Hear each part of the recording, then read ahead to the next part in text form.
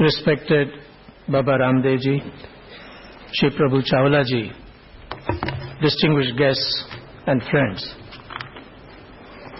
It is indeed an honor for me to be here this morning, part of India Today Conclave 2010. And I am personally grateful to Shri Arun Puri ji and to the India Today group for inviting me to be part of this panel. Both sex and spirituality appear to be separate and different, but essentially they are interconnected.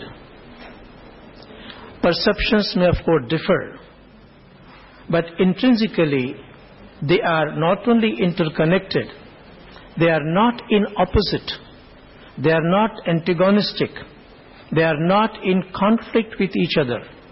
Rather, they are part of a continuum. Spirituality, in a sense, means to achieve a certain state of freedom, liberation. Sex, if it can be incorporated, if it can be applied along with meditation and awareness, the sages say it also can bring us to the state of liberation. The necessary thing is for us to understand and explore briefly what is the mystery of sex and spirituality. Now, one thing we have to acknowledge, and that is that sex is not created by us, it is not manufactured by us.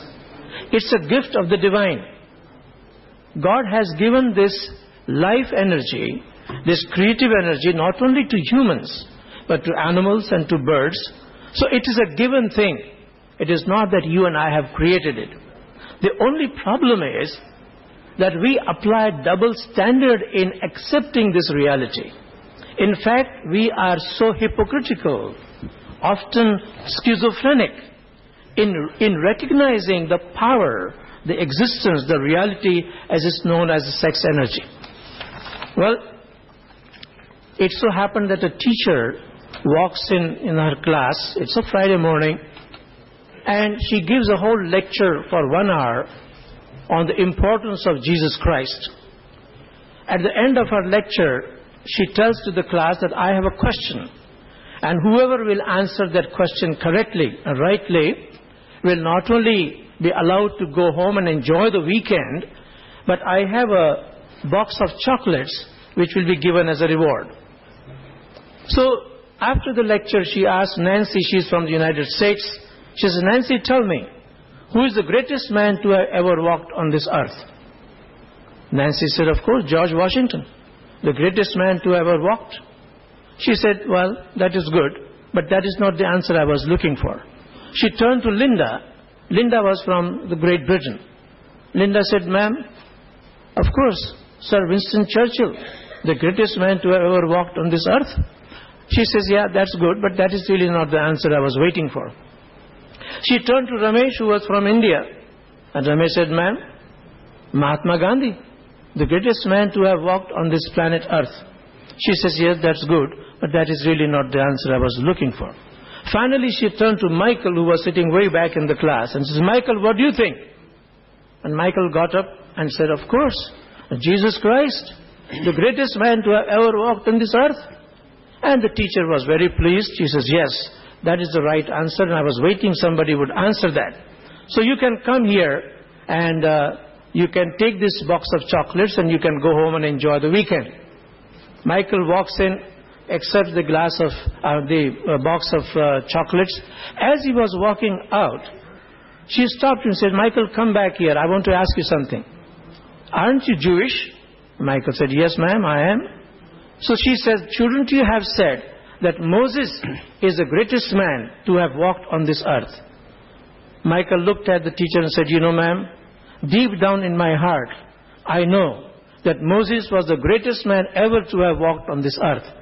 But then, business is business. Chocolate box is more important than what I feel or what I think.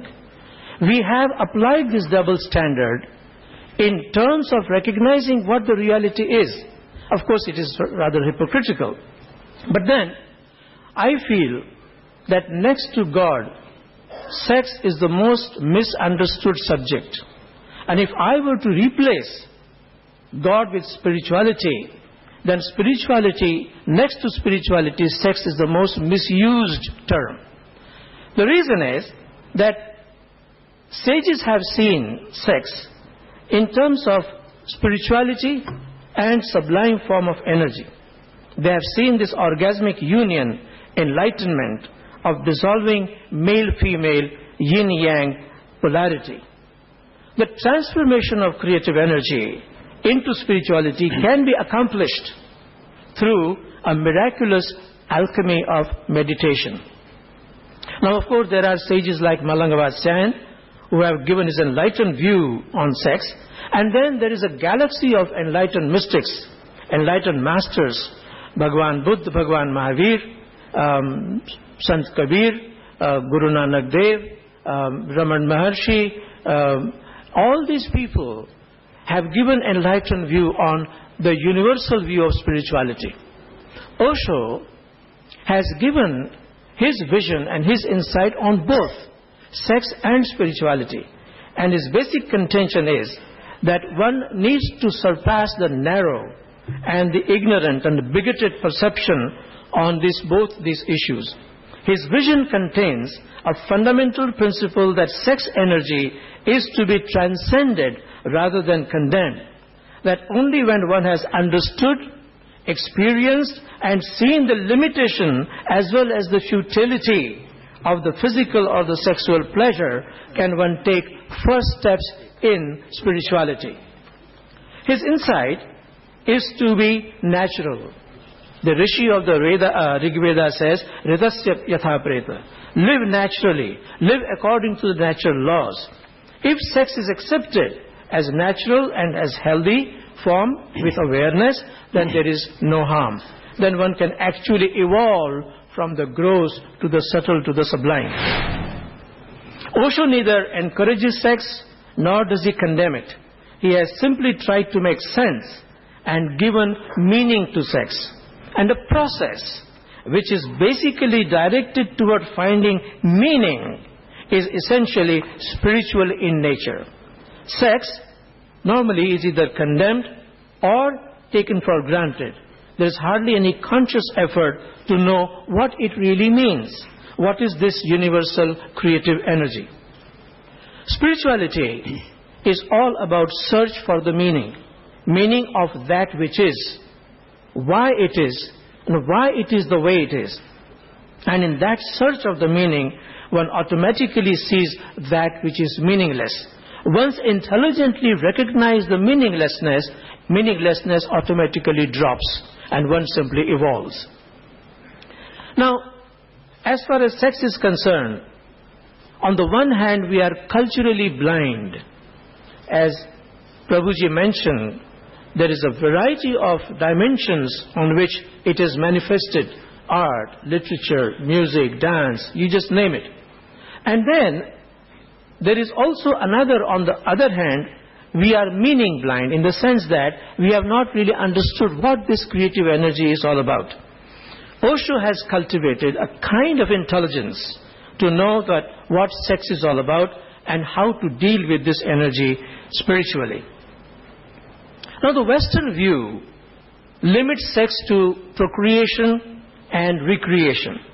The Eastern approach includes a third dimension, and that of spiritual sublimation, a dimension that brings about a transformation of the creative energy and a transcendental experience of unity, union, orgasm. While around sex, West has produced either clinical manuals or pornographic paraphernalia. In India, Kama Sutra has been looked upon with the same exalted view as have been looked the Upanishads and the Dharma Shastras. The East has always favored the ultimate experience, and they have called it ecstatic ecstasy. I would like to bring to your attention something that I came across in the Chandogya Upanishad, in which it is described, where there is ecstasy, there is creation. Where there is no ecstasy, there is no creation. In the infinite, there is ecstasy. There is no ecstasy in the finite. Now, the Indian sages have described this ecstatic state in terms of calling it as Brahmananda Sahodar, sibling of the divine bliss. So sex can be an ecstatic. The energy can be experienced in ecstasy through awareness. And I would like to invent a word here to make this little more clear. We may like to call it as sextasy. Sextasy would mean a sexual union. In the orgasmic state, one arrives where there is no thought, no idea, no mind. One goes beyond it all. And it may last even for a moment. It may be just like a mini samadhi, but it is a samadhi nonetheless. So we can see fourfold evolution of sextasy. One is sex, which is union of the two bodies. Second is love, which is union of two hearts. Thirdly, prayer, which is union of the individual self with the universal self. And fourthly, the beyond, a state where there is no duality, which is beyond the mind, beyond heart, and beyond the body.